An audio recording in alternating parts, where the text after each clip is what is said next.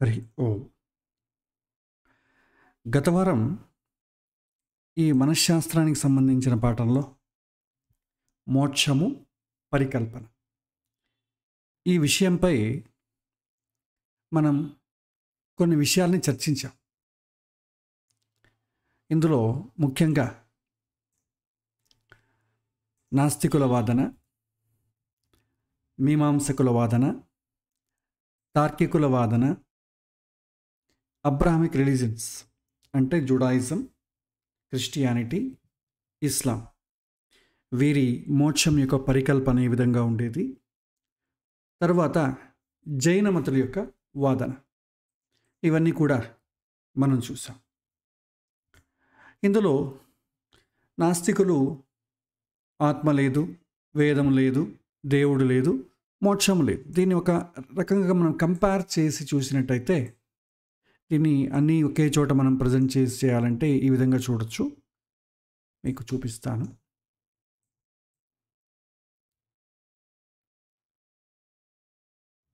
ఇక్కడ చూసినట్టయితే అన్ని మతాలు నాస్తికులకు దేవుడు, జీవుడు, జగత్తు, మోక్షం అనే కాన్సెప్ట్ ఏమి ఉండవు. మీమాంసకులు జీవుణ్ణి నమ్ముతారు, జగత్తును నమ్మరు, అదేవిధంగా దేవుణ్ణి నమ్మరు. మోక్షం అంటే భూమి, స్వర్గము, నరకం, ఈ విషయాలు మనం చూసాం.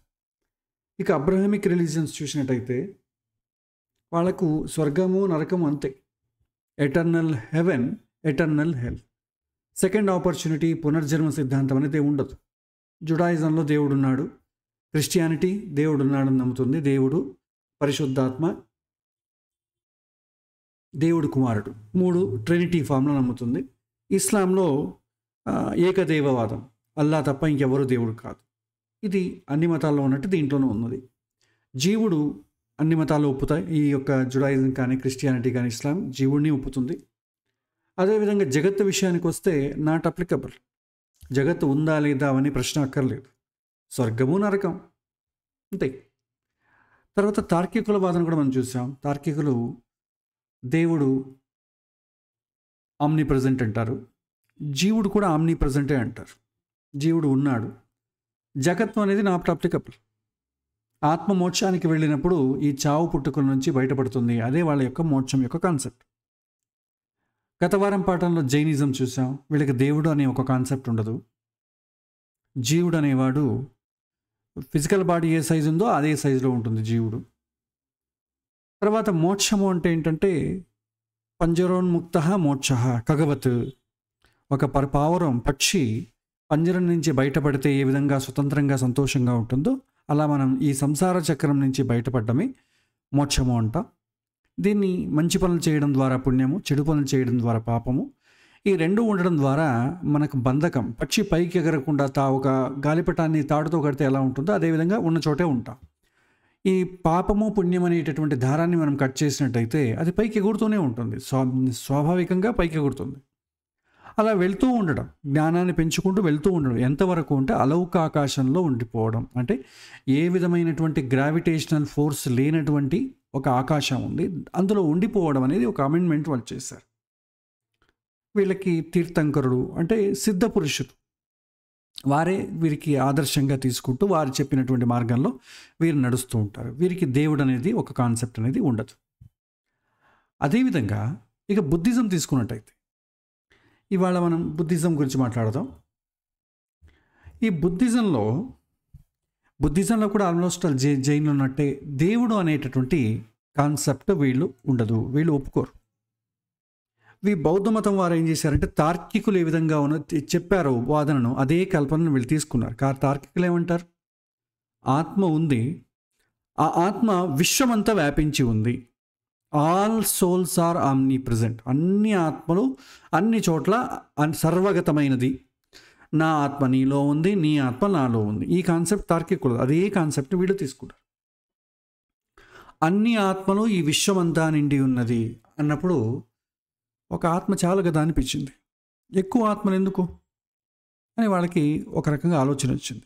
కావున బౌద్ధులు అన్నారు, ఉన్నది ఒకే ఆత్మ, ఆ ఒకే ఆత్మే ఈ విశ్వమంతా నిండి ఉన్నది అనే ఒక అమెండ్మెంట్ చేశారు. ఏకాత్మవాదాన్ని వీళ్ళు తెరలేపారు. ఈ మొత్తం విశ్వంలో నిండి ఉన్న ఆత్మకు ఎలాంటి గుణాలు లేవు, ఏ విధమైన క్వాలిటీస్ లేవు ఆత్మకు. బెరెఫ్ట్ ఆఫ్ ఆల్ వర్చ్యూస్ అంటే ఆత్మ ఎలాంటి విశేషాన్ని ఇచ్చి ఎక్స్ప్లెయిన్ చేయడం అనేది కుదరదు. ఆత్మకు గుణాలు ఎప్పుడు వస్తాయి అంటే దేహం వచ్చినప్పుడు. గుణం అంటే ఏంటి? తెల్లగా ఉన్నాడు, నల్లగా ఉన్నాడు, పొట్టిగా ఉన్నాడు, పొడవుగా ఉన్నాడు, మంచివాడు, చెడ్డవాడు, ఈ గుణాలన్నీ కూడా దేహం వచ్చిన తర్వాత. దేహానికి ముందు ఆత్మకు ఎలాంటి క్వాలిటీసు లేవు అనేది వాళ్ళ వాదన. దేహము, దేహానికి ఒక రూపము, అవగాహన, జ్ఞానము, అజ్ఞానము, సుఖము, దుఃఖము మొదలైనవన్నీ కూడా అనుభవానికి దేహానికే కదా. ఒకవేళ దేహం పడిపోయాక ఆత్మ అనేది నిరాకారము, నిర్వికారము, దానికి ఏం క్వాలిటీస్ లేవు. ఒకే ఆత్మ అన్ని చోట్ల నిండి ఉంది. అది నిరాకారమైనది మరియు నిర్వికారమైనది అనేది వాళ్ళ కాన్సెప్ట్. మనము ఈ దేహంలో ఉన్నాం అని అనుకునేవాళ్ళం. అన్ని దేహాలు పడిపోయాక ఇంకా మిగిలిదేంటి? ఒకే ఆత్మ కదా. అదే మోక్షము అని అంటారు బౌద్ధులు. ఇది ప్రాక్టికల్గా ఉండకపోవచ్చు, వాళ్ళ వాదన అలా ఉండేది. మూలతః బౌద్ధ మతంలో 4 వర్గాలు ఉన్నాయి, ప్రభేదాలు ఉన్నాయి. కవలులు ఉంటారు. వైజ్ఞానికము, వైభాషికము, సౌద్రాంతికము, మాధ్యమికము అనేటటువంటి 4 రకాలంటి వర్గాలు ఏర్పడ్డాయి. విచిత్రం ఏంటంటే పై 4 కవలులు 4 విధాలుగా చెబుతాయి. ఇలా ఎందుకు చెబుతాయి అంటే బుద్ధుడు అతను సిద్ధాంతాన్ని గ్రంథ రూపంలో ఎక్కడ రాయలేదు. అతను వాచకంగా బోధించాడంతే. అతడు బోధించిన సిద్ధాంతము అతని శిష్యులకి ఒక్కొక్కరికి ఒక్కో విధంగా అర్థమైంది. కాబట్టి 4 సిద్ధాంతాలు 4 రకాలుగా ఉంటాయి. బుద్ధుడు అంటాడు సర్వం శూన్యం, సర్వం క్షణికం అని. అది అర్థం చేసుకునేటప్పుడు ఒక్కొక్క శిష్యునికి ఒక్కొక్క రకంగా అర్థమైంది. తర్వాత రోజుల్లో వచ్చినటువంటి మార్పుల ద్వారా 2 వర్గాలు ఏర్పడ్డాయి. ఒకటి హీనయానం, ఇంకొకటి మహాయానం అని 2 వర్గాలు. మహాయానంలో విగ్రహారాధన కొద్దిగా ప్రాముఖ్యత ఉంటుంది. బుద్ధుని యొక్క విగ్రహాన్ని పూజ చేయడం, వాళ్ళకు చాలా మనం టిబెట్, ఈ యొక్క భూతాన్ కొన్ని దేశాల్లో వెళ్ళినట్టయితే వాళ్ళకి విగ్రహారాధన కూడా ఉంది. ఇక రెండవది హీనయానంలో వాళ్ళకి ప్రతిమా పూజ అనేది ఉండదు. అది కేవలం మానసికమైన పూజ అని భావిస్తారు వాళ్ళు. ఇలా బౌద్ధులకు కూడా ఒక విధంగా దేవుడు అనేటటువంటి వస్తువు లేదు. ఆత్మ అనేది అందరి దేహము నుండి బయటపడి ముక్తి పొందడమే మోక్షము అని అంటారు. మనకు భారతదేశంలో బౌద్ధ మతం చాలా విచిత్రంగా వ్యాపించి ఉంది. ఎప్పుడు అశోకుడు యుద్ధాన్ని నుంచి ఎప్పుడైతే విరమించుకుంటాడో బౌద్ధ మతాన్ని స్వీకరిస్తాడు అశోకుడు. తర్వాత ఎప్పుడైతే రాజు బౌద్ధ మతాన్ని స్వీకరిస్తాడో ఆ రాజుని ఫాలో అయ్యే వాళ్ళంతా కూడా బౌద్ధ మతాన్ని స్వీకరించేస్తారు. ఏదో కొంతమంది తప్ప మిగతా అందరూ. ఎందుకంటే రాజు మన్ననలు పొందాలి అంటే అదే మతంలో ఉన్న వాళ్ళకైతే అవకాశాలు ఎక్కువ. కాబట్టి చాలామంది బౌద్ధ మతానికి మారిపోతారు. మార్చడానికి కొంతమంది వచ్చారు కూడా. కొంతమంది వైదికులు తమ యొక్క ఆచరణని బయటకు చెప్పుకోలేక వాళ్ళ ఇంట్లో వరకే పరిమితం చేసి ఇలా ఆచరిస్తూ వచ్చిన వాళ్ళు చాలామంది ఉన్నారు. సో ఈ విధంగా వస్తున్నటువంటి పరంపరలో మనకు శంకరాచార్యుల కన్నా ముందు ఈ యొక్క బౌద్ధ మతాన్ని ఖండించిన వారు ఎవరు అంటే రాఘవ భట్టులు అని. ఈయన ఏం చేశాడు? బౌద్ధ మత పండితులందరినీ కూడా సమూలంగా అతనితో ఛాలెంజ్ చేసేవాడు. చర్చకు, సంవాదానికి పిలిచేవాడు. ఒక రకమైనటువంటి డిబేట్ పిలిచి వారిని వాళ్ళ తత్వాన్ని తన యొక్క తత్వంతో ఓడించేవాడు, నీరుగార్చేవాడు. దానికి ముందే ఒక షరతు పెట్టుకునేవాడు. నేను గెలిస్తే ఈ దేశాన్ని వదిలి వెళ్ళిపోతాను, మీరు గెలిస్తే ఇలా దేశాన్ని వదిలేసి వెళ్ళిపోవాలి. అలాగే ఎంతోమంది బౌద్ధ పండితులని మన దేశం నుంచి వెళ్ళిపోయేలాగా చేసినవాడు రాఘవ భట్టులు అని. ఇప్పుడు బౌద్ధ మతాన్ని తరమడం బాగానే ఉంది, కానీ మన మతం ఏంటో చెప్పాలి కదా. భారతదేశంలో ఉన్న వాళ్ళకి మన తత్వం చెప్పాలి. అప్పుడు శంకరాచార్యులు తన యొక్క వైదిక మతానికి మళ్ళీ ప్రాణం పోసి అందరికీ దాని ప్రచారం గావించడం మొదలుపెట్టారు. అప్పటి నుంచి మనకు వేద మతం అనేది స్టార్ట్ అయింది. మనం ముందే చెప్పుకున్నట్టు మనం ఇక్కడి నుంచి కొద్దిగా జాగ్రత్తగా మనం పట్టుకోవాలి. ఇప్పుడు మన వేద మతాలంటే మన వరకు వస్తుంది. ఇంతకుముందు చెప్పుకున్నటువంటి బౌద్ధ మతము, జైన మతము, అబ్రహామిక్ రిలీజన్స్ కావని, తార్కిక్ రిలీజన్స్ కానీ ఇవన్నీ కూడా మనకు సంబంధించింది కావు. కాబట్టి దాన్ని మనం తటస్థంగా మనం వినడం చాలా ఈజీగా అయిపోతుంది. కానీ ఇక ముందు చెప్పేది మనం చాలా తటస్థంగా వినాలి. ఎందుకంటే ఇప్పుడు చెప్పుకోబోయే మన వైదిక మతంలో మనం ఏదో ఒక మతానికి చెందిన వాళ్ళం అవుతాం. సో కాబట్టి చాలా జాగ్రత్తగా ఉండాలి. మనం క్రితం చెప్పుకున్నట్టు అన్ని మతాలను అధ్యయనం చేసేటప్పుడు ఒక రకమైనటువంటి తటస్థం అవసరము. మనం ఏ మతానికి చెందిన వాళ్ళం కాకూడదు. ఆలోచించే సమయంలో మళ్ళీ కావాలంటే అవుదాం. మొదట మనం అన్ని మతాల ఆవేశాలను పక్కన పెట్టి ఒక విధంగా నాస్తిక్ లాగా ఆలోచించాలి. అప్పుడే మన మనస్సుకి వంటపడే దారి ఏది అనేది తెలుస్తుంది. మనం ఏదో మన ఒక మతం ఆవేశంతో మత గ్రంథాన్ని చదివితే మన ఆ మతమే సరి అయినది అన్నట్టుగా కనిపిస్తుంది. మనం ఎవరూ కూడా క్రితం చెప్పుకున్నట్టు మతాలను ఖండించాల్సిన అవసరం మనకు లేదు. అది డిబేట్లు చేసుకోవడం అని పండితులు చూసుకుంటారు. మనకు అనవసరం అది. ఖండించాలన్నా కూడా ఒకవేళ అన్ని మతాల యొక్క లోతైనటువంటి అవగాహన కావాలి. మనం అన్నిటినీ తెలుసుకోవాలి. తెలుసుకొని మనస్సులో సరి తప్పును విశ్లేషణ చేయగలిగినటువంటి తటస్థతను పెంచుకోవాలి. ఆ పెంచుకోవడానికి మనం ఆ మతాలను అధ్యయనం చేయాలి. లేకపోతే మనం ఆవేశానికి లోనైపోతాం తెలియనప్పుడు. వేదాంతం ఉండేది సత్యాన్ని తెలుసుకోవడానికే కానీ గొడవలు పడ్డానికి కాదు, ద్వేషాన్ని సాధించడం కోసం కాదు. మన మనస్సు పదే పదే దీన్ని చెబుతూ ఉండాలి. సో ఇది మనం ప్రారంభంలోనూ చెప్పుకున్నాం. ఇప్పుడు మళ్ళా మనం ఒకసారి చెప్పుకుంటున్నాం. ఇది చాలా ముఖ్యమైనది. మనం ఇప్పుడు చెప్పుకునేటటువంటి వేద మతాల్లో ఏదో ఒక మతానికి చెందిన వాళ్ళం అవుతాం. మన తలలో ఏదో ఒక సిద్ధాంతము ఉంటుంది, అర్థం చేసుకుంటుంది ఉంటాము, లేకపోతే రుద్దబడి ఉంటుంది ఏదో ఒకటి. ఆ మతం ఎందుకంటే మన మతం గురించి చెప్పుకోవాలంటే ఇంకో మతాన్ని ఖండించి చెప్పడము. సో ఇలా జరుగుతుంది. కాకపోతే దానంతా కూడా మనం తటస్థంగా ఆలోచించాలి. మనం ఎవరూ కూడా మన మతాలను ఖండించాల్సిన అవసరం లేదు. ఇంకొకరి మతాలని ఖండించడం కానీ మన మతాన్ని బలపరచడం కానీ అవసరం లేదు. మొదట ఇది రెండూ చేయాలన్నా మొదట తెలుసుకోవాల్సి వస్తుంది. తెలుసుకొని అప్పుడు మనం కాంటెంప్లేట్ చేసి మనకి ఏది సరి అయిన దారిని మనకు అనిపిస్తుందో ఆ దారిలో వెళ్ళిపోదాం. ఇంకొకటితో చర్చలు, సంవాదం ఎలా మనం విమర్శ చేయాలి అదే మనకు అనవసరం. మనం నేర్చుకునే దశలో. ఇప్పుడు మనము వైదిక మతాల గురించి చెప్పుకుందాం. వైదిక మతంలో మొదటగా వచ్చిన వారు శంకరాచార్యులు. ఇక్కడ మనం ఒక్క విషయం చూడాలి. మనం వాడేటటువంటి ఫోన్లు కానీ, వాడేటటువంటి కంప్యూటర్స్ కానీ ప్రతి ఒక్కటి కూడా వర్షన్స్ అప్డేట్ అవుతుంటాయండి. మనం ఒకప్పుడు ఒక 10 ఏళ్ల వెనక చూసినట్టయితే విండోస్ ఎక్స్పీ వాడేవాళ్ళం. ఇప్పుడు మనం విండోస్ 11 వాడుతున్నాం.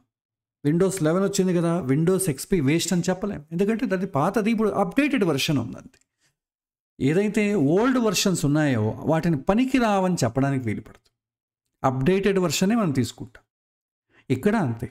వేదాంతంలో ఒక్కొక్క మతాచార్యులు వచ్చినప్పుడు కొత్త కొత్త విషయాలని అప్డేట్ చేసి సమాజానికి ఇవ్వడం జరిగింది.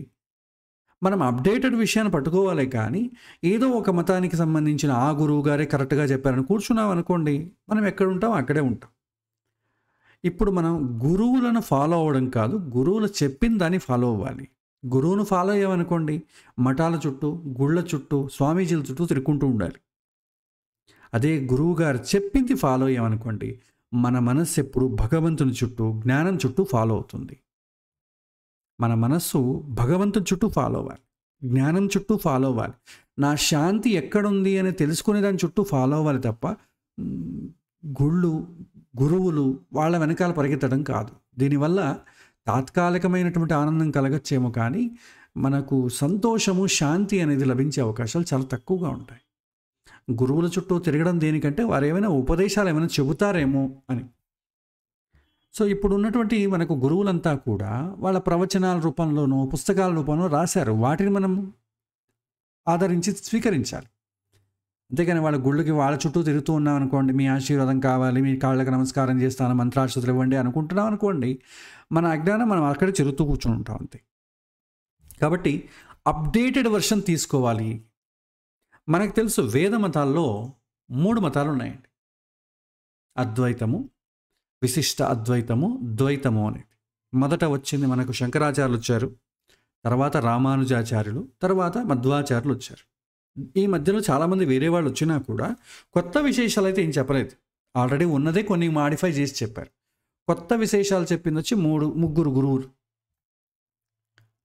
ఈ పేర్లు చూసినట్టయితే ఇప్పుడు ఎందుకంటే మనకు కాంట్రవర్సీ ఎక్కడ వస్తుందంటే జ్ఞానం వలనో సిద్ధాంతం వల్లనో మనకు కాంట్రవర్సీ రావండి. పేర్ల వల్లనే మనకు కాంట్రవర్సీస్ వస్తాయి.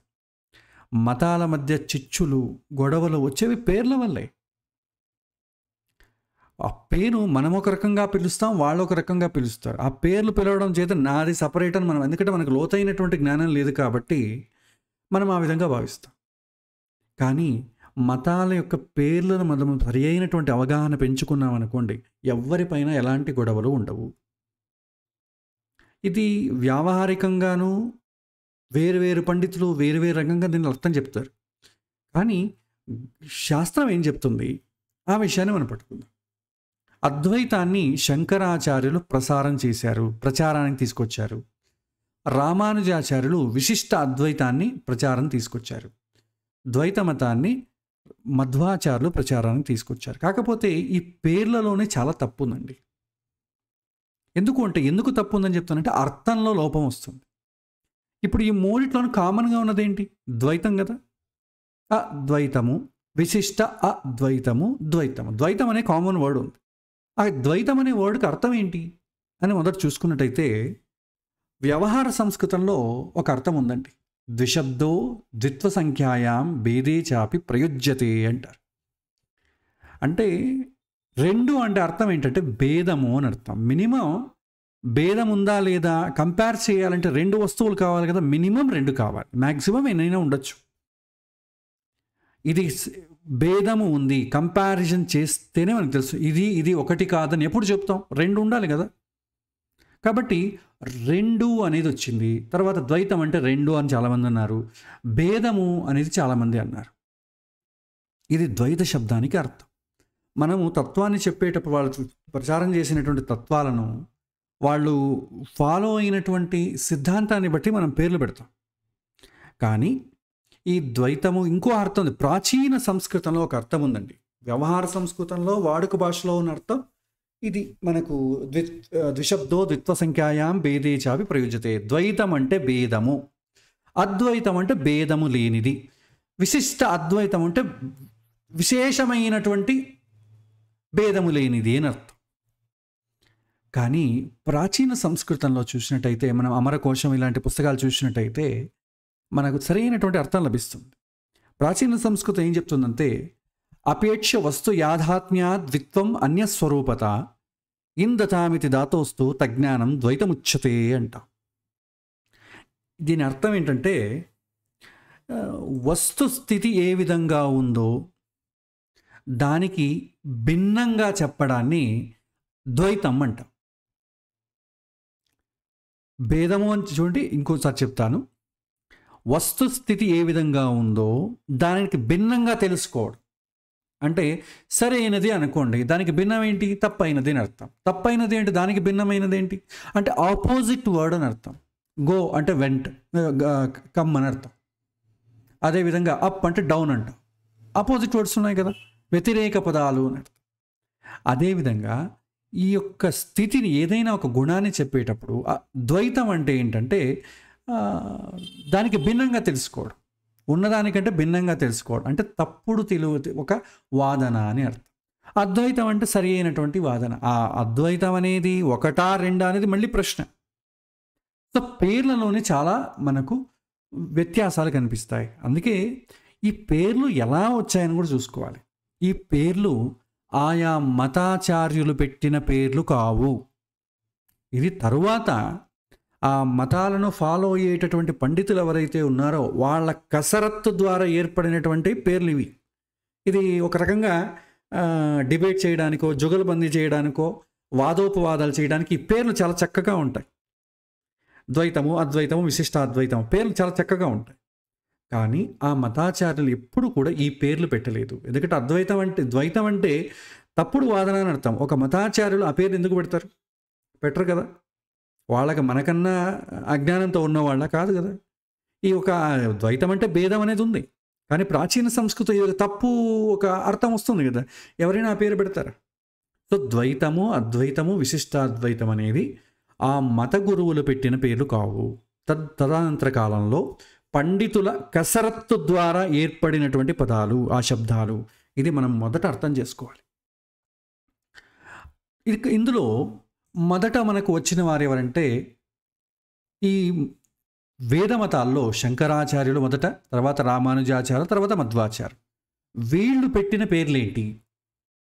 వాళ్ళు ఏ వాదననైతే బలపరిచారో ఆ వాదనకే ఆ పేర్లు వచ్చాయి. శంకరాచార్యులు పెట్టిన పేరు ఏంటంటే మాయావాదము అంటాం. మాయ, ఈ జగత్తు అనేది మాయ. ఆ వాదాన్ని ముందుకు తీసుకెళ్ళారు కాబట్టి మాయావాద సిద్ధాంతము అంట. అదే రామానుజాచార్యులు చెప్పిన వచ్చి విశిష్ట మాయావాద సిద్ధాంతము, లేకపోతే శరీరీభావ అంట, శరీర సిద్ధాంతము అని అంట. మధ్వాచార్యులు చెప్పింది తత్వవాదము. ప్రతి ఒక్క దానికి తత్వం ఉంది, జీవుడికి ఒక తత్వం ఉంది, స్వభావం ఉందని చెప్పారు కాబట్టి అతని తత్వవాదము అన్నాం. సో ఈ పేర్లు పిలిచారే తప్ప ఎక్కడ ద్వైతము, అద్వైతము, విశిష్టాద్వైతము అనే పేర్లు కనిపించవు. మీరు ప్రాచీన సంస్కృతంలో మీకు బంగ్లాదేశ్, బంగాళా అనేవాళ్ళు అక్కడ ఒక గురువు ఉండేవారు. ఆయన ఒక పుస్తకం, ఇప్పుడు కాదండి, ప్రాచీన కాలంలో ఆయన ఒక పుస్తకం రాసేవాడు. ఆ పుస్తకంలో తదుక్తం తత్వవాద గురుభిహి అంటాడు. అంటే తత్వవాద గురువు అయినటువంటి మధ్వాచార్యులు ఈ విధంగా చెబుతారనేది ఒక పుస్తకంలో రాశారు. అంతేగాని ద్వైత మతాచార్యులు అనేది ఎక్కడ రాయలేదు. సో ప్రాచీన పుస్తకాలు చూస్తే అక్కడ ఈ పేర్లు కనిపించవు. ఇప్పుడు వాడుకలోను, ప్రవచనాల్లోనూ, గురువుల నోట్లోనూ, తర్వాత మతాలు ఇక్కడ మనకి ఈ పేర్లు కనిపిస్తాయి. అంతేగాని ప్రాచీన మన సిద్ధాంతంలో, వేదాంత భాగంలో ఈ పేర్లు కనిపించవు. ఈ పేర్లకి చాలా తప్పు అర్థాలు ఉన్నాయి కాబట్టి దాన్ని మనం ప్రస్తుతానికి టచ్ చేయట్లేదు. మరి ఇంతకు ముందున్న వాళ్ళంతా మూర్ఖుల అనొచ్చు, కానీ ప్రాచీన సంస్కృతంలో ఈ అర్థం ఉంది కాబట్టి మనం ఆ అర్థాన్ని తీసుకుందాం. ఇక్కడ మానసికంగా మనకు మనం కాంటెంప్లేట్ చేసుకోవాలి తప్ప ఎవరిది తప్పు, ఎవరిది సరైనది అనేటటువంటి నిర్ణయానికి, తీర్మానించడానికి మనం నేర్చుకోవట్లేదు. మనకు ఎంత అర్థమైనా దాన్ని తీసుకుందాం. ఎవరిది వేరే ఒకరిది తప్పని కాదు, ఇంకొకరిది సరి అయినదని కాదు. మనం సరి అయినది తెలుసుకుందాం, ఇంకొకరిని నిర్ణయించడం మన పని కాదు. సో భారతదేశంలో ఇప్పుడు మనం అద్వైతం గురించి నేర్చుకున్నాం. మొదటగా భారతదేశంలో బౌద్ధ మతం తర్వాత ప్రాచుర్యంలోకి వచ్చినది, క్రమంగా బలపడిన మతం అద్వైత మతం. శంకరాచార్యులు ఈ యొక్క బౌద్ధ మత స్థాపకులు ఉన్నటువంటి వారిని ఒక్క తాటిపైన తీసుకొచ్చి, ఎందుకంటే బౌద్ధ మతం ప్రాబల్యం ఉన్నా కూడా చాలామంది వైదికుల యొక్క ఒక విరోధం ఉండేది. ఎవరు కూడా వాళ్ళు నోరెత్తకపోయినా కూడా వారు వాళ్ళ సాంప్రదాయాలను ఎవరూ వదలలేదు. ఇప్పుడు మన 80% మన దేశంలో ఇంకా హిందువులే ఉన్నారంటే అప్పుడు ఎంతమంది మనం బౌద్ధ మతంలో మారారు? మన దేశాన్ని ముస్లింలు పరిపాలించారు, హిందువులు యొక్క బ్రిటిషర్స్ పరిపాలించారు, అంతకుముందు బౌద్ధ మతం వాళ్ళు కూడా పరిపాలించారు. కానీ మన మతాన్ని ఎక్కడా మారలేదు.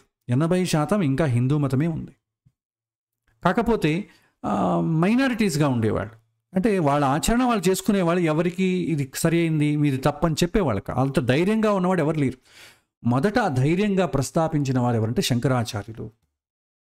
ఆ శంకరాచార్యులు ఎప్పుడైతే ఈ వైదిక పరంపరలో దీన్ని పట్టుకున్నారో మన దేశంలో ఉన్న 80% మంది సపోర్ట్ ఆయనకి లభించింది. ఎందుకంటే అందరూ పాపం ఎవరైనా వస్తే బాగుంటుంది అనుకునేవారు. శంకరాచార్యులు వచ్చారు కాబట్టి అందరూ ఆయనకి సపోర్ట్ చేశారు. సో ఇక్కడ అద్వైతం అనేది శంకరాచార్యులకు పూర్వమే ఉంది. శంకరాచార్యులు అద్వైత మతాన్ని ప్రచారం చేసినవారు. శంకరాచార్యులు ఆ కాలంలో మన దేశంలో బౌద్ధ మతం పైన విరోధం చాలా ఎక్కువ ఉండేది. తర్వాత చాలా సహకారం లభించింది. ఈ శంకరాచార్యులు ఏం చేశారంటే అద్వైత సిద్ధాంతాన్ని చాలా తక్కువ కాలంలో సులభంగా ఆచరణలోకి తీసుకొచ్చారు. శంకరాచార్యులు ఉన్నది 32 సంవత్సరాలు మాత్రమే భూమిపైన. అంత తక్కువ కాలంలో అంతమందిని ఈ ఐక్యతాటికి తీసుకొచ్చారంటే చాలామంది సపోర్ట్ చేసే వాళ్ళు ఉన్నారు, కానీ శక్తి లేదు. సో శంకరాచార్య గురువులకు సపోర్ట్ చాలామంది చేశారు. వారు ఏం చేశారు, ఈ యొక్క తార్కికుల వాదన ఏదైతే బౌద్ధ మతాన్ని పాటిస్తూ వచ్చారో అదే వాదనను తీసుకొని దానికి వేదిక్ ఫిలాసఫీని అప్లై చేశారు. వేదంలో ఉన్నటువంటి వాక్యాలను అప్లై చేశారు. 4 మహావాక్యాలు చెప్తారు. అయమాత్మా బ్రహ్మ, సర్వం కర్విదం బ్రహ్మ, తత్వమసి, అహం బ్రహ్మాస్మి. ఈ నాలుగు వేదాల నుంచి 4 వాక్యాలు తీసుకొని ఆ 4 వాక్యాలను తార్కిక ఫిలాసఫీకి అప్లై చేస్తారు. అంటే వైదిక సాహిత్యంలోకి తీసుకొని వస్తారు. ఆ పని చేసిన వారు ఈ శంకరాచార్యులు. ఆయన లేకపోతే మనకు అంత సిద్ధాంతం బలపడేది కాదు. అంటే ఇంకోరు వచ్చేవాళ్ళేమో, కానీ ప్రయత్నం అయితే మొదట చేసిన వారు శంకరాచార్యులు. ఆయన అప్పటికి స్థితి ఉన్నట్లా ఉంటుంది. ఆత్మ అంటే ఏంటి, ఆత్మ యొక్క సైజ్ ఏంటి, ఆ యొక్క సిద్ధాంతాలు వచ్చినప్పుడు ఆత్మ యొక్క పరిమాణం ఎంత అనే విషయంలో మనం గతంలో ఒకసారి చెప్పుకున్నాం. ఆత్మ అనేది ఎప్పుడూ కూడా శాశ్వతంగా ఉంటుంది, ఆత్మ నాశనం ఉండదు. భగవద్గీత 2వ అధ్యాయం కూడా అదే చెప్తుంది. ఆత్మకు నాశనం లేదు. ఈ జగత్తులో నాశనం చేయలేనటువంటి పదార్థాలు 2. ఒకటి చాలా పెద్దది, ఇంకోటి చాలా సూక్ష్మమైనది. చాలా పెద్దదాన్ని అసలు దాన్ని మనం నాశనం చేయలేం. చాలా సూక్ష్మంగా ఉన్నదాన్ని కూడా మనం నాశనం చేయలేం. మధ్య పరిమాణం, ఈ 2 మధ్యలో ఏవైతే ఉన్నాయో అవి కాలగర్భంలో నాశనం అయిపోతాయి.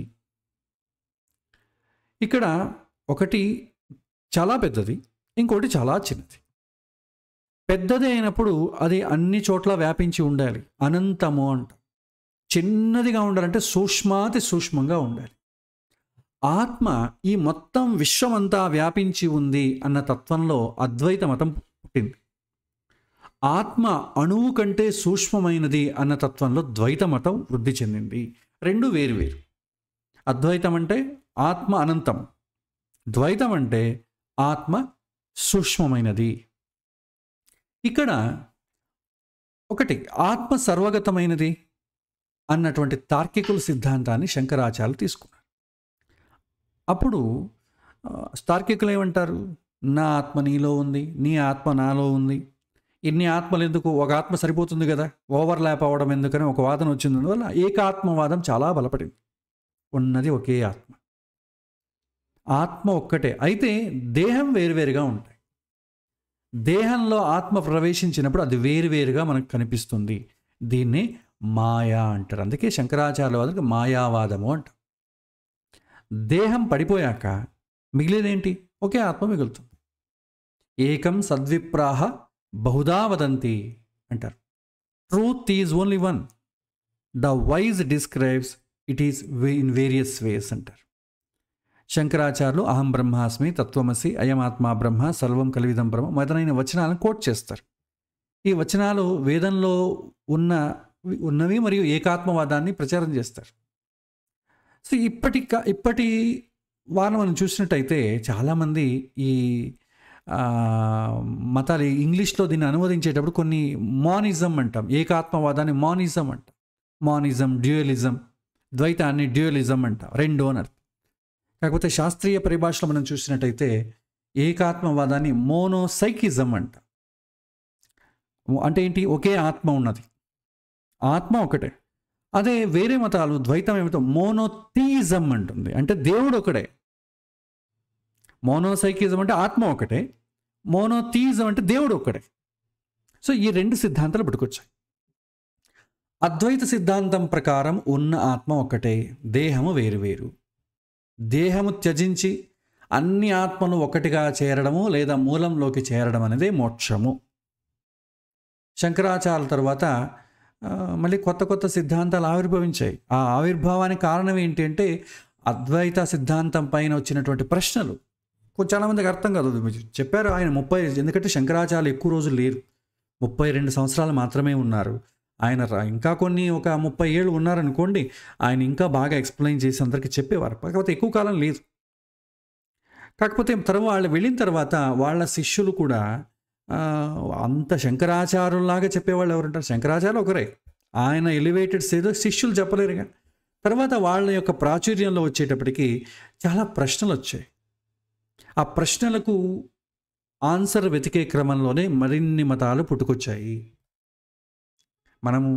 మన సైన్స్లో కూడా అంతే కదా. జేజే థామ్సన్ అనేవాడు ఆటమ్స్ ఆర్ పార్టికల్స్ అన్నాడు, వాళ్ళ కొడుకు వచ్చి వేవ్స్ అన్నాడు, ఇంకొకటి వచ్చి వేవ్స్ కాదు పార్టికల్స్ కాదు వేవికల్ అన్నాడు. తర్వాత వర్నర్ హైసెన్బర్గ్ అని వచ్చాడు, we don't know what exactly it is అన్నాడు.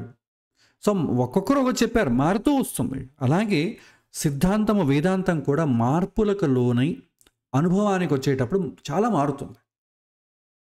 సో ఇప్పుడు శంకరాచార్య సిద్ధాంతం, ఇప్పుడు మరి మనం తర్వాత వచ్చినటువంటి మతాల గురించి చెప్పుకోవాలన్నప్పుడు శంకరాచార్య సిద్ధాంతం పైన వచ్చినటువంటి ప్రశ్నలు ఏంటి అవి కూడా తెలుసుకోవాలి.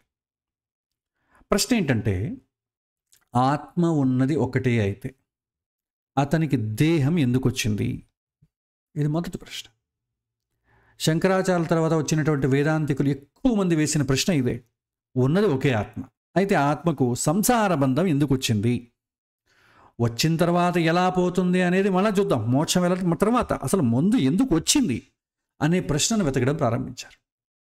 దీనికి శంకరాచార్యులు ఇచ్చేటటువంటి ఆన్సర్ ఏంటంటే, ఇది పుస్తకంలో ఉంది, అది ఇన్ఎక్స్ప్లికబుల్, అది మనం ఎక్స్ప్లెయిన్ చేయలేం. ఆత్మకు దేహం ఎందుకు వస్తుందో చెప్పలేం. ఆ దేహం అనాది కాలం నుంచి ఉంది అని చెప్పారు. ఒకవేళ అజ్ఞానం నుంచి వచ్చిందనుకున్నాం, అజ్ఞానం నుండి వచ్చిందా అన్నట్లయితే ఆత్మకు అజ్ఞానం ఎందుకు వచ్చింది అనే ప్రశ్న వస్తుంది. ఆత్మ అనేది జ్ఞానానందమైన స్వరూపం కదా, ఒకటే ఆత్మ, అది చాలా హ్యాపీగా ఉన్నది. హ్యాపీగా ఉన్న ఆత్మకు భూలోకంలో కష్ట సుఖాలు ఎందుకు వచ్చింది అనేటటువంటి ప్రశ్న మొదలైంది. దీనికి శంకరాచార్యులు తమాషాగా కొన్ని సందర్భాల్లో ఆన్సర్ ఇచ్చినది ఉంది. ఇది శంకర భాష్యంలో ఉంది, 13వ అధ్యాయంలో మనం చూడొచ్చు. అయ్యా ఎందుకు వచ్చింది ఆత్మకు? నన్ను కస్య అజ్ఞానం, ఎవరికి అజ్ఞానం అని అడుగుతారు. ఎవరికి అజ్ఞానం అయితే నీకెందుకయ్యా అని అంటారు శంకరాచార్య. అయ్యా ఎవరికి అజ్ఞానం ఉంటే పోగొట్టుకోవచ్చు కదా అంటాడు. అజ్ఞానం ఉన్నవాళ్ళు పోగొట్టుకుంటారు, మరి నీకెందుకు సమస్య అనే ఒక వాదన మనకు అందులో పుస్తకంలో కనిపిస్తుంది. అయ్యా నాకే అజ్ఞానం ఉంది కదా, నీకే అజ్ఞానం ఉంది కదా, మరి ఎవరికి అజ్ఞానం అని అడుగుతున్నావే? ఇలాగా ఒక చమత్కారమైనటువంటి ప్రసంగం కూడా వస్తుంది. సో కావున ఆత్మకు అజ్ఞానం ఎందుకు వచ్చింది అనే ప్రశ్నకు ఖచ్చితమైనటువంటి సమాధానం లేదు. అజ్ఞానం ఎవరికి అనేది డిఫైన్ చేయడం కుదరదు అనేటటువంటి సమాధానం వచ్చింది. తర్వాత వచ్చినటువంటి వేదాంతకులు ఉన్నది ఒకటే ఆత్మ అయితే ఆత్మకు అజ్ఞానం వస్తుంది అన్నది నిజమైతే దేవుడికి అజ్ఞానం అని చెప్పాలి కదా. ఉన్నది దేవుడు ఒకడే, దేవుడికి అజ్ఞానం ఎందుకు వస్తుంది? మనం దేవుడిలో కలిసిపోతాం కదా. దేవుడు దేహాన్ని ఎందుకు ధరిస్తాడు? అజ్ఞానంతో ధరిస్తాడు. దేవుడికి అజ్ఞానం ఎందుకు వచ్చింది అనేటటువంటి ప్రశ్నలో చాలా మంది లేవనెత్తినటువంటి విషయం. శంకరుల సిద్ధాంతం ప్రకారం మోక్షానికి వెళ్ళే కార్యక్రమం ఏం లేదండి. మోక్షానికి, ఎందుకంటే ఉన్నది ఒకటే. ఎక్కడికి వెళ్ళాలి మోక్షానికి? ఈ దేహము వదిలిపెడితే ఉన్నది అనంత ఆత్మ, అంతే. తన యొక్క ఒరిజినల్ స్టేటస్ నందు ఆత్మ మిగలడమే మోక్షానికి వెళ్ళడం అనేది. ప్రత్యేకంగా మోక్షానికి ఎక్కడో వెళ్ళాలి, ఎవరో ఆశ్రయించాలనేది ఏం ఉండదు. ఎందుకంటే నేను ఆత్మ ఆమ్ని ప్రజెంట్, అన్ని చోట్ల ఉండేవాడిని. మోక్షానికి పోయేది కాదు, మోక్షంలో ఉన్నటువంటి స్థితిని మరచిపోయినది మనకు గుర్తుకు రావడం అంటాం. మనకు మోక్షానికి వెళ్ళాల్సిన అవసరం లేదు, మనం మోక్షంలోనే సంతోషంగానే ఉన్నాం, కానీ సంతోషంగా ఉన్నది మనం మర్చిపోయాము అనే వాదన వచ్చింది. దీనికి వారు ఒక ఉదాహరణ ఇస్తారు. విస్మృత కంఠమణిరివా అంటారు. సో మెడలో వేసుకున్నటువంటి బంగారు గొలుసును తాను వేసుకున్నది మరచిపోయి బయట వెతకడం. ఒక్కోసారి మనం అంతే కదా, సెల్ ఫోన్ చేతిలో పెట్టుకొని ఉంటాం. సెల్ ఫోన్ చేతిలో పెట్టుకుని ఇల్లంతా వెతుకుతూ ఉంటాం, చూస్తే జోబులోనో చేతిలోనే ఉంటుంది, ఉన్నదే మర్చిపోతాం. మనం ఏదో బంగారు నగ వేసుకుంటాం, బీరువా అంతా వెతుకుతుంటాం ఎక్కడ పెట్టామో అని, చూస్తే మనం వేసుకునే ఉంటాం. అలాగా మోక్షము శాంతి ఎప్పుడు కూడా జీవుడికి ఉంటుంది. శాంతి నాలోనే ఉందని మర్చిపోవడమే అనేది శంకరాచార్యులు చెప్పినటువంటి ఉపమానము. ఇక్కడ శంకరాచార్యుల తర్వాత దీనికి మళ్ళీ చాలా ప్రశ్నలు వస్తాయి. ఆత్మ అనంతము అనే మాట తరువాత వచ్చిన ఆచార్యులు ఎవరు ఒప్పుకోలేదు. ఎందుకంటే ఆత్మ అనేది సూక్ష్మాతి సూక్ష్మమైనది, స్మాలర్ దాన్ ఎన్ ఆటమ్. అది చిన్నదైనప్పుడే ఒక్కొక్కరి శరీరంలో ఒక ఆత్మ ఉండడానికి అవకాశం ఉంది. ఒకే ఆత్మ ఉన్నదంటే నాలో ఉండేది ఎవరు, మీలో ఉండేది ఎవరు? దానికి అజ్ఞానం ఎప్పుడు ఎందుకు వచ్చింది? సుఖదుఖాలు ఆత్మకు ఎందుకు కలుగుతున్నాయి? ఈ లాజిక్ మనం అప్లై చేయలేం. నాలో ఉన్నది ఒకే ఆత్మ, మీలో ఉన్నది ఒకే ఆత్మ అన్నప్పుడు నాకు కష్టాలు ఎందుకు, మీకు సుఖాలు ఎందుకు? ఈ ప్రశ్నకు ఆన్సర్ చెప్పడం చాలా కష్టం. ఎందుకంటే ఈ ఆత్మ నా దేహంలో ఉంది, ఆ ఆత్మ అతని దేహంలో ఉంది. ఆత్మ అనేది అనంతమైతే అయితేనే ఆ ఆత్మలు ఒకటవడానికి సాధ్యమవుతుంది. ఒక్కొక్కడి దేహంలో ఒక్కొక్క ఆత్మ ఒక్కొక్కలాగా ఫంక్షన్ అవ్వాలంటే వేరువేరుగా కనిపించాలి. ఒకే ఆత్మ ఎలా ఫంక్షన్ అవుతుంది అనేటటువంటి తెరపైకి వచ్చింది. ఆత్మ అణువు కన్నా చిన్నది అయినట్లయితేనే మనకు సాధ్యపడుతుంది. ఒక్కొక్కరి దేహంలో ఉండడానికి డిఫరెంట్ ఎక్స్పీరియన్స్ రావడానికి సాధ్యపడుతుందని వచ్చింది. సో ఈ వాదన వల్ల మళ్ళీ కొన్ని ప్రశ్నల ముందుకు వచ్చాయి. ఇలా ప్రశ్నలు వేస్తూ దానికి ఆన్సర్ వెతకడంలోనే చాలా సిద్ధాంతాలు ఏర్పడ్డాయి. ఆత్మ అణువు కన్నా చిన్నదైతే ఆత్మకు సుఖము దుఃఖము ఎందుకు వచ్చింది? శంకరాచార్యలో వచ్చిన ప్రశ్న ఏమో అసలు ఉన్నది ఒకటే ఆత్మ అయితే దానికి దేహం ఎందుకు వచ్చింది, దానికి ఎందుకు సంసారం వచ్చింది? అలా కాదు, ఒకటి ఆత్మ చాలా చిన్నది, ఒక్కొక్కటి దాంట్లో ఒక ఆత్మ ఉంటుంది అంటే అప్పుడు మళ్ళీ ప్రశ్న, ఆత్మకు సుఖము దుఃఖము ఎందుకు వచ్చింది? ఒకటికి సుఖం ఎందుకు, ఇంకోటి దుఃఖం ఎందుకు? అతనికి సంసారం అనేది ఎందుకు వచ్చింది? సంసారం నుండి మోక్షం పోవడం అంటే ఏంటి? ఇలాంటి ప్రశ్నలు మొదలయ్యాయి. అప్పుడు మరి కొంతమంది చెప్పేవారు, సంసారం అనేది ఎందుకు వచ్చింది? ఇది జీవుడు చేసుకున్నటువంటి కర్మల ద్వారా వచ్చింది. అసలు దేవుడు ఎందుకు కర్మలు చేశాడు? ఇంతకుముందు నేను ఇప్పుడైతే ఉన్న ఏదో వెనకటి జన్మలో ఏదో తప్పు చేశాను, ఇప్పుడు నేను అవస్థ పడుతున్నాను. వెనకటి జన్మలో ఎందుకు కర్మ చేశాను? నేను మొదటిసారి పుట్టుంటాను కదా, అప్పుడు నేను ఏ కర్మ చేసి ఉండను కదా, అప్పుడు నేను మంచి పనులే చేసుకొని ఉండాలి కదా, చెడు ఎందుకు చేశాను ఫస్ట్ టైం? ఇలాంటి ప్రశ్నలు వస్తాయి. ఒకవేళ నన్ను చెడు ప్రేర్ చేయాలంటే ఎవరు చేయమని చెప్పారు? నాకైతే నేను చేసుకోలేను. భగవంతుడు చేయమన్నాడా? వేరే ఏదైనా శక్తి ఉందా? ఇలాంటి ప్రశ్నలు వచ్చాయి. ఒకవేళ భగవంతుడే ప్రేరేపించినట్లయితే ఒకటి చేత మంచి పని, మరొక చేత చెడు పని ఎందుకు చేయిస్తున్నాడు? దేవుడే చేసినట్లయితే ఇలా పక్షపాత ధోరణి దేనికి? ఒకరి చేత మంచి పనికి, ఒకరి చేత చెడు పనులు ఎందుకు చేయిస్తున్నాడు? ఇలా పక్షపాత ధోరణి ప్రదర్శించేవాడు దేవుడు ఎలా అవుతాడు? దేవునికి అందరినీ ఉద్ధరించాలని ఏం లేదా? ఒకరి చేత మంచి పని, మరొకరి చేత పాపం చేయిస్తున్నాడు. ఒకడిని ధనవంతుడిగా చేస్తున్నాడు, మరొకడిని దరిద్రుడిగా చేస్తున్నాడు. ఒకడిని పల్లకీలో కూర్చోబెడుతున్నాడు, మరొకటి చేత పల్లకి మోయిస్తున్నాడు. ఇలా అయితే ఈయన ఎలాంటి దేవుడు? డబ్బున్న వాళ్ళకే దేవుడా? ఆయనకి లంచాలు ఇచ్చేవాళ్ళు, పూజ చేసేవాళ్ళనే ఆయన ఉద్ధరిస్తున్నాడా? ఇలాంటి చాలా ప్రశ్నలు వస్తాయి. అందరూ ధనవంతులు, అందరూ సుఖజీవులు, అందరికీ ఒకే రకమైన బంగళాలు, మరి అందరికీ ఒకే రకమైన సుఖం ఉన్నట్లయితే అది దేవుని సృష్టి అనుకోవచ్చు. ఇప్పుడు ఆపిల్ పండు ఉందనుకోండి, ఇండియాలో అయినా ఆపిల్ పండు ఒకేలాగా ఉంటుంది, అమెరికాలో అయినా ఒకేలాగా ఉంటుంది. కానీ అమెరికాలో ఉండే డాలర్ ఇండియాలో పనిచేయదు, ఇండియాలో ఉండే రూపాయి అమెరికాలో పనిచేయదు. ఇదే విచిత్రం. సో భగవంతుడు అన్ని చోట్ల ఒకేలాగా ఉండాలి కదా, అందరూ ధనవంతులై ఉండాలి కదా. ఒకరు ధనవంతుడు ఎందుకు, ఒకరు దరిద్రుడు ఎందుకు? ఒక్కొక్కరిని ఒక్కొక్కలాగా సృష్టిస్తే అతనిని దేవుడు అవ్వడానికి సాధ్యముందా? సాధ్యము లేదు. ఇలా చాలా విమర్శలు వచ్చాయి. తర్వాత ఈ జీవుడికి సంసారం ఎందుకు వచ్చింది? శంకరాచార్యులకి ఈ ప్రశ్నకు సమాధానం ఇవ్వాల్సిన అవసరం లేదు. ఎందుకంటే శంకరాచార్యులు అంటారు, this world is an illusion. ఈ ప్రపంచం అనేది ఒక భ్రమ. నువ్వు భ్రమించుకున్నావు, ప్రపంచం ఎక్కడుంది లేదంటాడు. ప్రపంచము భ్రమ అయినప్పుడు దానికి వివరణ ఎందుకు?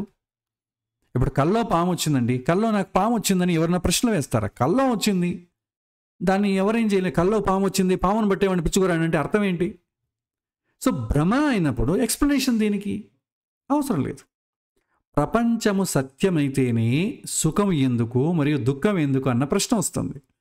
శంకరాచార్యుల ప్రకారం ఈ సంసారము మనకు రాలేదు, అది కేవలం మన భ్రమ.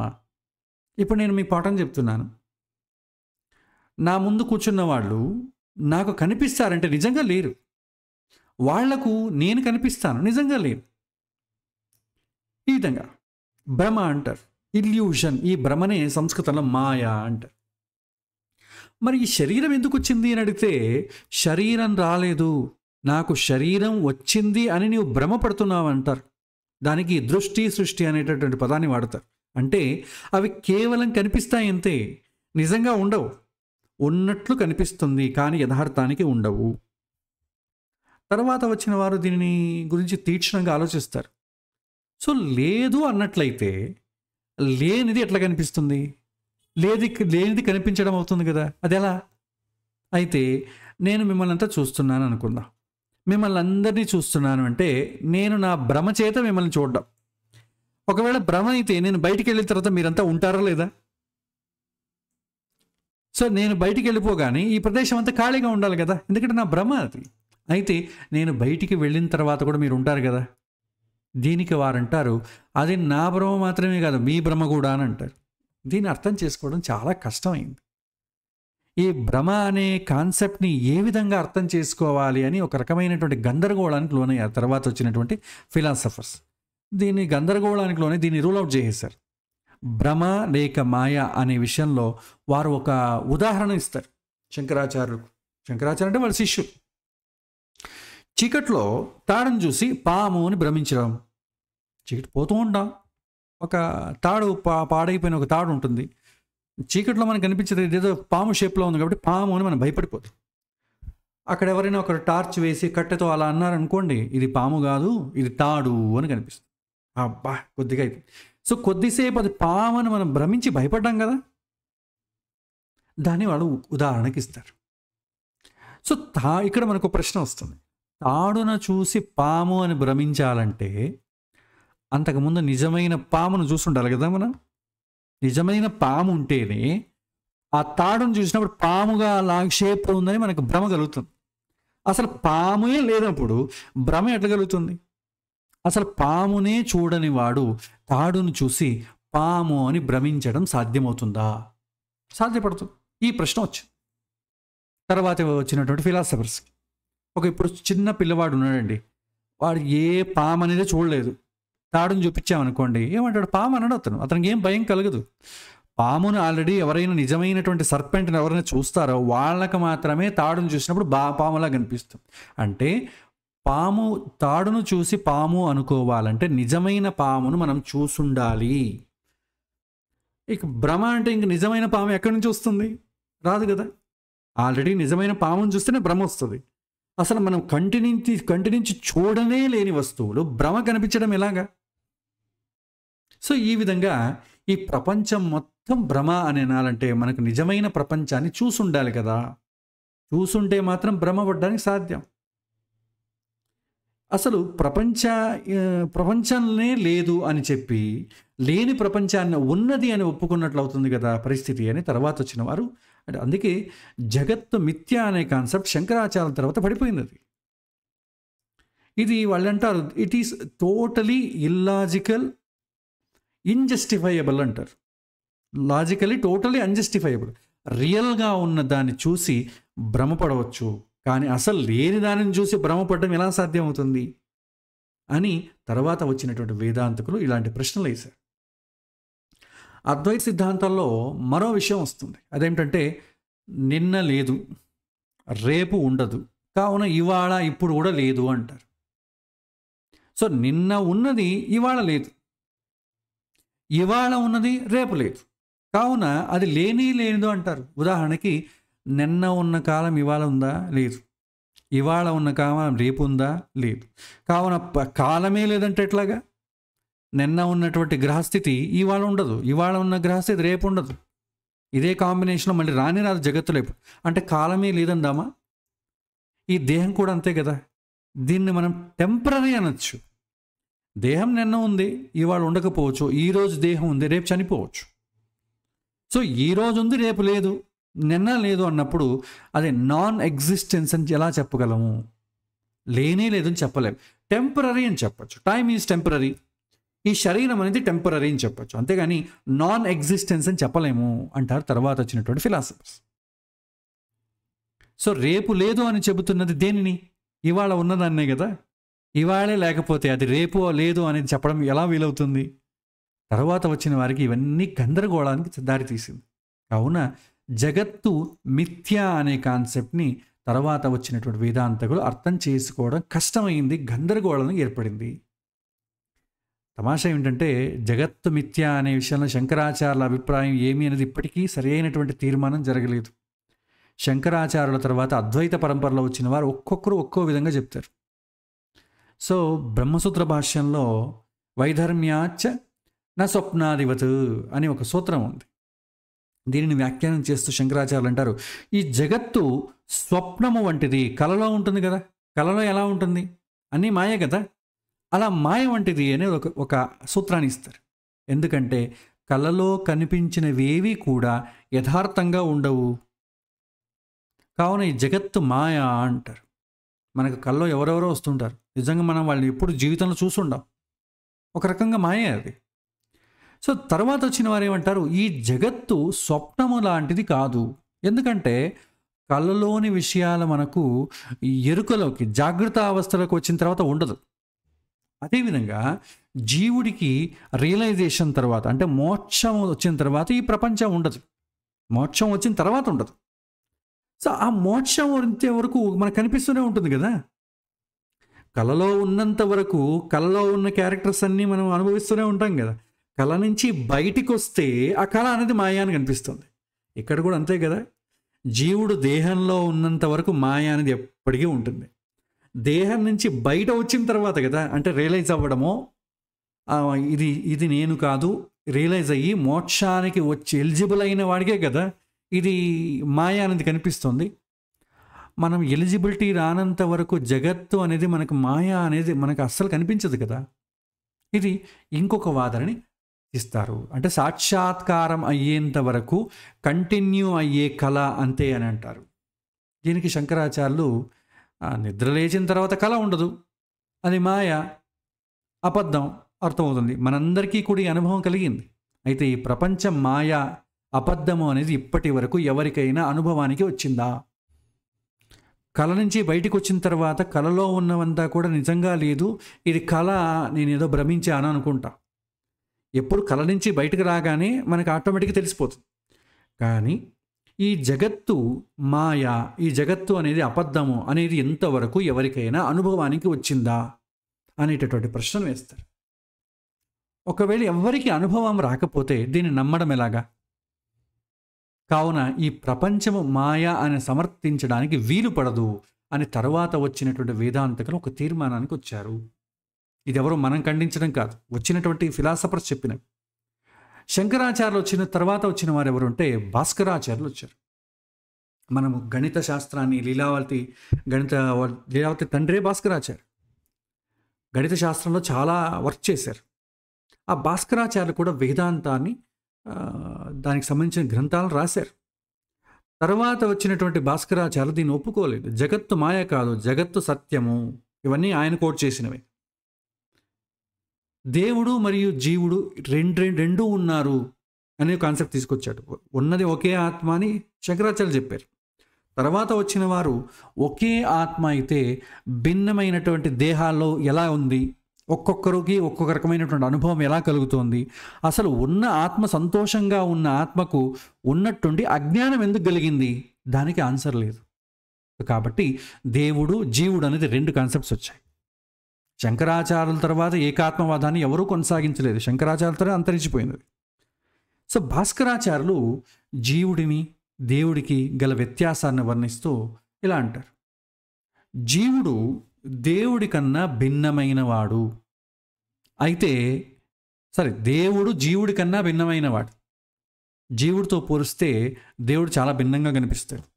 కానీ జీవుడు దేవుడి కన్నా భిన్నమైనవాడు కాదు. ఇది ఇంకో కన్ఫ్యూజన్ ఏర్పడింది. అదేంటది? ఒకటి ఇంకొక దాంతో సమానం కాదు, ఆ రెండవది మొదటి దాంతో సమానం అంటే దీన్ని ఎలా అర్థం చేసుకోవాలి? ఇది ఒక కన్ఫ్యూజన్ ఏర్పడింది. ఇది వినడానికి కొద్దిగా విచిత్రంగా ఉంది. రెండు వస్తువుల్లో ఒకటో వస్తువు రెండో వస్తువు కన్నా భిన్నమైనది, కానీ రెండవ వస్తువు మొదటి వస్తువు కన్నా భిన్నమైనది కాదు అంటే పోలికలు ఒకటే అని అర్థం. సో దీనికి వారు ఒక ఉదాహరణ ఇస్తారు. ఒక కడవ. సో మట్టి నుంచి కడవని చేస్తాం. సో నీటి కడవ మట్టితో పోల్చితే వేరుగా కనిపిస్తుంది, ఎందుకంటే కడవ ఆకారమే వేరే, మట్టి ఆకారమే వేరే. కానీ మట్టే నీటి కడవ అంటే మట్టితో చేసిందే కదా నీటి కడవ. ఇక్కడ కడవ అంటే జీవుడు. కుండ, కడవ అన్నాడు కుండ. మట్టి అంటే దేవుడు. కావున జీవులు దేవుని కంటే భిన్నమైన వారు కాదు అనేటటువంటి కొత్త వాదన తీశారు. సో శంకరాచార్య సిద్ధాంతంలో రెండవ వస్తువు లేదు, అంటే జీవుడు దేవుడు అనే రెండు వస్తువులు లేవు. ఇది మనం గమనించాలి. ఆయన చెప్తారు, సాముద్రోహి తరంగ క్వచిన సముద్రో నతారంగ. ఇది శంకరాచార్యులు చెప్తారు, భాస్కరాచార్యులు చెప్తారు. సముద్రము మరియు అల, ఈ రెండింటిని తీసుకుంటే పోలుస్తారు. అల అంటే ఏంటి? అలను సముద్రంతో పోలిస్తే అల సముద్రంతో వేరు కాదు. కానీ అలే సముద్రమా? కాదు. అల అనేది సముద్రంలో ఒక భాగం, కానీ సముద్రం అనేది అలలో భాగం కాదు అని అర్థం. ఇది కొద్దిగా గందరగోళానికి తావితీస్తుంది. అంటే రియల్ లైఫ్లో మనం అప్లై చేయడానికి చాలా కష్టం అవుతుంది. ఇదే విషయం మన శంకరుల భాష్యంలో కూడా కనిపిస్తుంది. కావున శంకరుల నిజమైనటువంటి సిద్ధాంతం ఏది అనేది కొద్దిగా గందరగోళం లేపుతుంది. ఎందుకంటే ఒక చోట జీవుడు దేవుడు అనేది ఒక కాన్సెప్ట్ వస్తుంది, ఇంకో చోట ఏకాత్మవాదం ఉంటుంది. చాలా కన్ఫ్యూజన్గా ఉంటుంది. శంకరాచార్యులు జీవించింది 32 సంవత్సరాలు మాత్రం. వారి తర్వాత వచ్చినటువంటి శిష్యులు కూడా దీన్ని ముందుకు తీసుకెళ్లారు. వారి శిష్యుల్లో 2 వర్గాలు ఉన్నాయండి. భామతీ పంథము, వివరణ పంథము అని 2 ఉన్నాయి. ఇది కూడా ఒక రకంగా బౌద్ధుల పరిస్థితే అయినట్టుంది. బుద్ధునికి 4 శిష్యులు 4 రకాలుగా వ్యాఖ్యానం చేసినట్టు శంకరుల తర్వాత వచ్చినటువంటి భామతీ సిద్ధాంతము మరియు వివరణ సిద్ధాంతం 2 వచ్చాయి. అవి పరస్పరంగా చాలా భిన్నంగా వ్యాఖ్యానాలు కనిపిస్తుంది. మనకి ఒకే రకమైన వ్యాఖ్యానాలు ఉండవు. 2 శిష్యులు వేరువేరుగా చెప్తారు. కాబట్టి ఇది శంకరాచార్య సిద్ధాంతమా లేక వాళ్ళ శిష్యులు రాసిన సిద్ధాంతం అనేది మనకు కొద్ది కన్ఫ్యూజన్తో ఏర్పడింది. వారు ఇంకొన్ని సంవత్సరాలు ఉండి ఉంటే దీనికి ఒక పూర్తి రూపురేఖ అర్థం చేసుకుని ఎలాంటి గందరగోళం లేకుండా అర్థం చేసుకునేటటువంటి సందర్భం ఏర్పడేదేమో, కానీ అది ఆ స్థితి రాలేదు. తర్వాత వచ్చిన వారు భాస్కరాచార్యులు దీనికి ఖచ్చితమైనటువంటి సమాధానాన్ని ఇవ్వడానికి ప్రయత్నించలేదు. సో భాస్కరాచార్యులు దీనికి ఒక తెలివైనటువంటి సమాధానాన్ని ఇస్తారు. ఏంటి ఆ ప్రశ్న? శంకరాచార్యులకు వచ్చినటువంటి ప్రశ్న ఏంటి? జీవుడికి సంసారం అనేది ఎందుకు వచ్చింది, అజ్ఞానం అనేది ఎందుకు కలిగింది, ఇది ప్రశ్న. దీనికి భాస్కరాచార్యులు ఒక తెలివైనటువంటి సమాధానం చెప్తారు. సో జీవుడికి సంసారం ఎందుకు వచ్చింది, సుఖదుఖాలు ఎందుకు వచ్చాయి, అజ్ఞానం ఎందుకు వచ్చింది, ఎందుకు ఈ జీవుడు దేవుడు కన్నంగా భిన్నంగా ఉన్నాడు, ఎందుకు ఒకరోజు అతను బ్రహ్మస్వరూపుడు అవుతాడు అని అడిగితే భాస్కరాచార్య అది నాకు తెలీదు. ఈ జగత్తునందు మనకు తర్కంతో తీర్మానించలేని విషయాలు చాలా ఉన్నాయి. పై విషయాలు కూడా వేదంలో చెప్పబడింది కాబట్టి నేను ఒప్పుకుంటాను. వేదకాల పురుషులు దాన్ని ఒప్పుకున్నారు కావున నేను నమ్ముతాను. దీనిపైన నా ఆర్గ్యుమెంట్ ఏం లేదు అని భాస్కరాచార్యులు అంట. తెలివైనటువంటి సమాధానం. ఇవన్నీ వేదంలో ఉన్నాయి, ఋషిములు ఒప్పుకున్నారు, నేను ఒప్పుకుంటాను. ప్రత్యేకంగా నేను చెప్పడం ఏముంది, వాళ్ళు చెప్పింది కరెక్ట్ ఉంది కాబట్టి నేను ఒప్పుకుంటున్నాను. మనము చాలామంది అంతే కదా, శంకరాచార్యులు చెప్పారు కాబట్టి మనకు కరెక్ట్గా ఉంది, మనం ఒప్పుకుంటాం. నిజంగా మనకేమో మనకు తెలియదు. ఈ విధమైనటువంటి ఒక తెలివైనటువంటి సమాధానాన్ని భాస్కరాచార్యులు ఇవ్వడానికి ప్రయత్నిస్తారు. సో ఇక్కడితో మనకు భాస్కరాచార్యుల తర్వాత మనకి ఇప్పుడు వచ్చిన ఆత్మ వేరు జీవుడు వేరు భగవంతుడు వేరు అన్నప్పుడు మనకు వచ్చే ప్రశ్న ఏంటంటే ఒక్కొక్క జీవుడు ఒక్కొక్కలాగా ఎందుకు అనే ప్రశ్న వస్తుంది. లేదు ఉన్నది ఒకటే, దేవుడు ఒక్కటే అన్నప్పుడు వచ్చే ప్రశ్న ఏంటంటే దేవుడికి అజ్ఞానం ఎందుకు వచ్చింది? దేవుడికో జీవుడికో ఉన్న ఆత్మ ఒకటే కదా, దేవుడన్నానండి జీవుడన్నానండి. ఆ ఆత్మకు అజ్ఞానం అనేది ఎందుకు వచ్చింది, అసంసారం ఎందుకు వచ్చింది? ఆల్రెడీ బాగానే ఉన్నాడుగా, బాగానే ఉన్నవాడికి ఉన్నట్టుండి ఎందుకు అజ్ఞానం వచ్చింది? ఇది ప్రశ్న. ఇక్కడ 2 పద్ధతుల్లోనూ 2 ప్రశ్నలు వస్తాయి. తర్వాత వచ్చినటువంటి మత గురువులు దీనికి సమాధానాన్ని ఇవ్వడానికి ప్రయత్నిస్తారు. అలా వాళ్ళ సమాధానాలు వింటున్నప్పుడు మనకు కొత్తగా ఆలోచనలు వస్తాయి. ఇందులో ఎవరిది సత్యమో ఎవరిది అసత్యమో తెలుసుకునే తీర్మానం చేయకూడదు. మన అనుభవానికి వచ్చిందా లేదా అని చూసుకోవాలి. మన అనుభవానికి రాలేదనుకోండి, ఎక్కడో పొరపాటు చేస్తుంటాం, అనుభవాన్ని తెచ్చుకునేటట్టు ప్రయత్నం చేయాలి. ఇంకా మనకు గురువులు ఉన్నారు కదా, గురువుల చేత మనం తెలుసుకోవడము, పుస్తకాలు చదవడము చేయాలి. మనం దేనికి కూడా వీడిది కరెక్ట్ కాదని కన్క్లూజన్కి రాకూడదు. ఇప్పుడు శంకరాచార్యులు చెప్పినటువంటి వాటిపైన ప్రశ్నలు వచ్చినది మన ప్రశ్నలు కావండి, తర్వాత వచ్చిన వారు వేసిన ప్రశ్నలు. మనం ఎవరూ కూడా శంకరాచార్యుల సిద్ధాంతాన్ని ఖండించాల్సిన అవసరం లేదు. వారి సిద్ధాంతం తెలుసుకుంటాం, తర్వాత వచ్చిన వాడు ఎందుకు ఒప్పుకోలేదో తెలుసుకుంటున్నాం అంతే. అదేవిధంగా భాస్కరాచార్యులు అంతే. ఇందులో ఈ 2 ప్రశ్నల్లో మన అనుభవానికి వచ్చేది ఏంటి?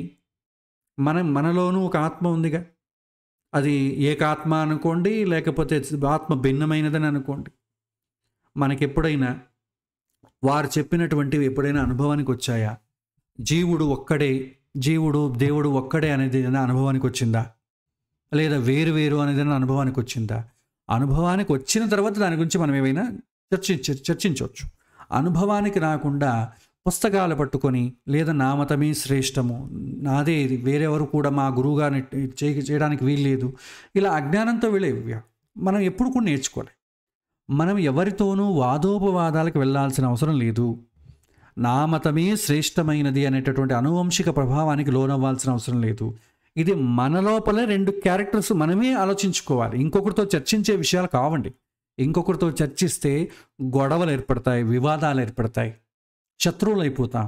మనమంతా వైదిక మతంలోనే పుట్టిన వాళ్ళం. ఈ చిన్న చిన్న మోక్షాన్ని, ఇంకా మనం ఎవరు మోక్షానికి వెళ్ళడానికి రెడీగా లేదండి, ఇంకా చాలా ఉంది. ఈ సిద్ధాంతాలలో మార్పులు ఎప్పుడు వస్తాయంటే మోక్షానికి వెళ్ళే స్థితిలోనే మార్పులు వస్తాయి. మిగతా అన్ని అంతా కూడా అంతా సేమే. వేదము అన్ని మతాల వాళ్ళకు సేమే, మనకు త్రిమతాచారులకు వేదం సేమ్. మనం ఆచరణలు, పూజలు, పండుగలు మన సౌత్ ఇండియాలో అందరూ చేసేది ఒకే విధంగా.